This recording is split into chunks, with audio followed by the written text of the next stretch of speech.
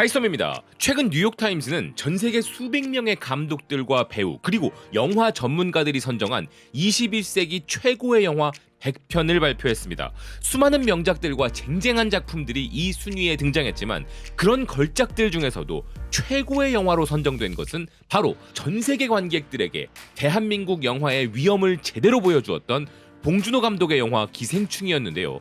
역사상 최초로 비영어권 영화가 아카데미 작품상을 수상했던 사건은 여전히 전 세계 영화계의 충격적인 서사로 남아있는데, 이번엔 기생충이 21세기에 제작된 전 세계 모든 영화들 중에서 최고의 작품으로 선정된 것은 대한민국 영화계의 큰 축복이 아닐 수 없습니다. 물론 봉준호 감독 작품 외에도 박찬욱 감독의 올드보이도 21세기 최고의 영화 43위에 이름을 올렸습니다만, 전 세계 영화의 역사를 바꾼 영화라는 타이틀을 가진 봉준호 감독의 위상이 독보적인 것은 변함없는 사실이죠. 한편 멕시코에서는 이런 봉준호 감독을 극찬하면서도 묘한 멕시코 국뽕을 가미하고 있었는데요. 멕시코 영화 매체 센사시네는 멕시코 최고의 영화 감독이자 아카데미 감독상을 수상한 바 있는 길레르모 델 토로가 오래전부터 봉준호 감독의 팬임을 직접 밝힌 바 있었다면서 봉준호와 같은 명감독을 발견한 델 토로의 선견지명을 칭찬한 것이었습니다. 그러면서 델 토로 감독이 봉준호 감독의 오스카 수상 당시 인디와이어와의 인터뷰에서 이렇게 말했다고 전했는데요. 그의 오스카 수상은 놀랍고 기쁘고 감동스럽다. 그는 믿을 수 없는 스토리텔러이고 그의 각 작품들은 다른 작품들과 다르며 모든 영화가 비주얼, 캐릭터, 유머, 심지어 톤 측면에서 매우 강한 개성을 보여준다. 특히나 그는 여러 장르를 소화해내는 감독이다. 살인의 추억 때부터 그를 사랑하고 존경해왔다.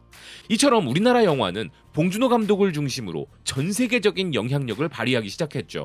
그래서 세계 최대의 히어로물 스튜디오인 마블도 한국의 영향을 받기 시작했는데요. 물론 마블은 이미 어벤져스에서 서울을 배경으로, 블랙팬서에서 부산을 배경으로 영화를 제작한 바 있었고, 수현, 마동석, 박서준 등의 배우들도 캐스팅을 한 바 있었죠. 특히 박서준 배우가 짧게나마 더 마블스에 등장했던 이유는 그 영화를 연출한 니아 다코스타 감독이 박서준 배우의 팬이기 때문이었다는 비하인드 스토리도 존재하는데요. 실제로 다코스타 감독은 청소년 시절부터 한류 팬이었고 코로나 기간 동안에는 한국 드라마에 더욱 빠졌었는데 그때 이태원 클라스를 보고 박서준 배우의 팬이 되었다고 밝힌 바 있었습니다. 하지만 이제 마블이 이런 정도 수준이 아니라 좀 더 본격적으로 대놓고 한류에 올라타라는 압박을 받고 있는 것인데요. 그것은 바로 마블 코믹스 세계관의 한국인 슈퍼히어로들을 실사화하는 영화들을 제작하라는 압박입니다. 이것은 미국의 대표적인 엔터테인먼트 매체 CBR의 주장이었는데요. 마블 시네마틱 유니버스는 그동안 여러 문화와 국가들의 새로운 히어로들을 꾸준히 소개해왔지만 아직 탐험하지 않은 영역이 바로 한국이라는 이 기사는 이 상황을 바꿀 수 있는 게 마블 세계관 속의 타이거 디비전이라 이야기했습니다. 마블 세계관에 이미 존재하는 화이트 폭스, 루나 스노우, 더 제너럴 등 강력한 한국 캐릭터들을 중심으로 한국 배경의 세계관을 만들 수 있다는 기사는, 이렇게 한국 캐릭터들을 실사 영화로 만드는 것은 전 세계적으로 커져가는 한국 문화의 인기를 활용하는 것이기에 마블 유니버스의 글로벌화에 도움이 된다는 것이었는데요. 참고로 이것은 CBR이 무려 3년 전부터 주장하고 있었던 것인데, 이건 정말 이 업계 최고의 매체다운 놀라운 미래 전망이었습니다.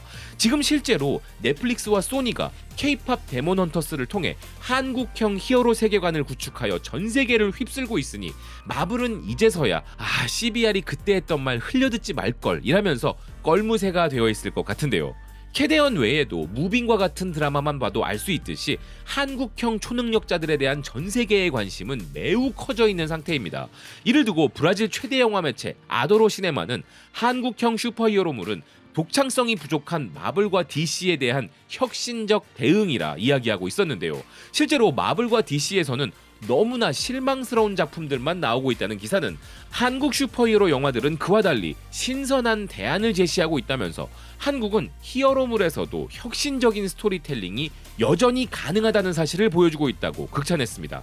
기사는 마블과 DC의 영웅들은 세계를 구한다는 전통적인 서사에 갇혀 우주의 운명을 건 장대한 전투를 하고 있는 반면 한국 작품들은 더 현실적이고 개인적 서사를 추구한다면서 한국은 우리가 살아가는 현실 세상을 영웅에게 투사한다는 것이었는데요. 그래서 매번 뻔하디 뻔한 히어로물을 만들어내는 마블이나 DC와 달리 한국은 히어로 장르 자체를 재창조해내고 있으며 할리우드가 개척하지 못한 새로운 관점을 제시하고 있다는 것이었습니다.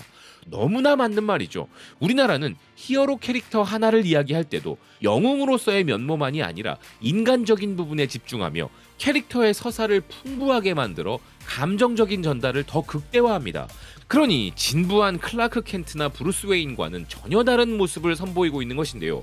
사실 저도 마블 매니아입니다만 요즘 마블 작품들은 그냥 안타까울 뿐입니다.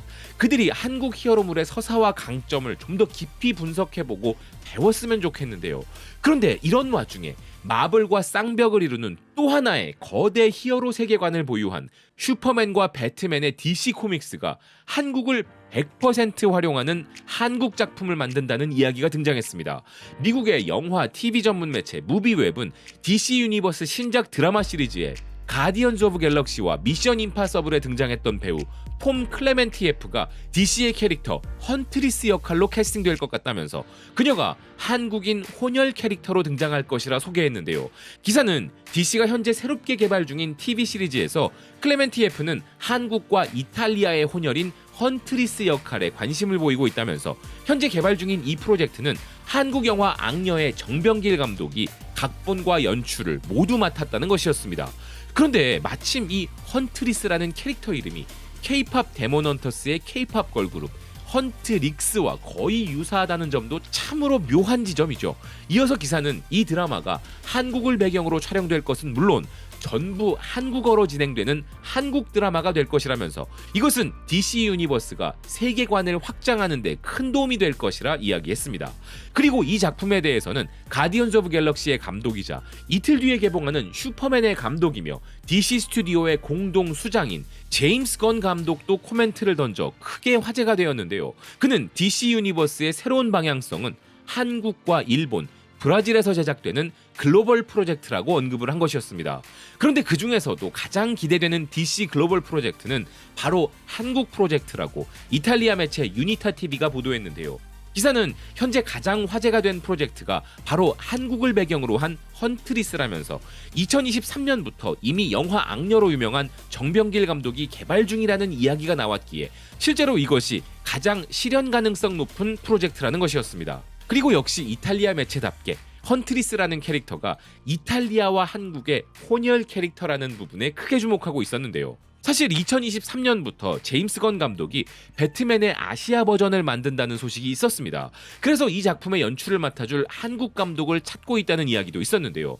그러니 제임스 건 감독은 영화 슈퍼맨 개봉을 앞두고 있어서 립서비스 격으로 한국 드라마 이야기를 꺼낸 것이 아니었고 실제로 그는 진정한 한국 영화 매니아이기도 합니다.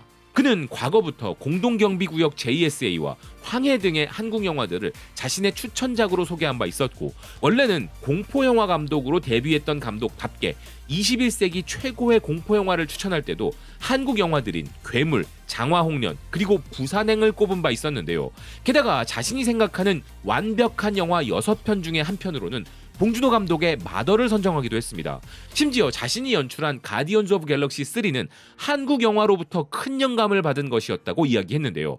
자기가 보기엔 지난 10년, 아니 그보다 훨씬 오래전부터 한국 영화가 세계 영화계에서 최고였다면서 자신은 특히 기생충과 마더를 좋아하는데 가디언즈 오브 갤럭시의 많은 액션 장면은 한국 영화 악녀에서 영감을 받은 것이라고 이야기했던 것입니다. 그런데 재미있는 것은 제임스 건이 만들겠다는 배트맨의 아시아 버전이 실제로 한국에서 촬영된다면 배트맨의 배경이 되는 고담시라는 이름이 그냥 그대로 쓰여도 어색함이 없다는 점이죠. 만약 배트맨이 사는 도시 이름이 시카고였다면 한국에 난데없이 시카고는 너무 이상하니까 이름을 바꿔야 했겠지만 한국에 고담시가 있다는 건 너무나 자연스럽죠. 심지어 우리말에는 고담하다라는 단어도 존재하니까요.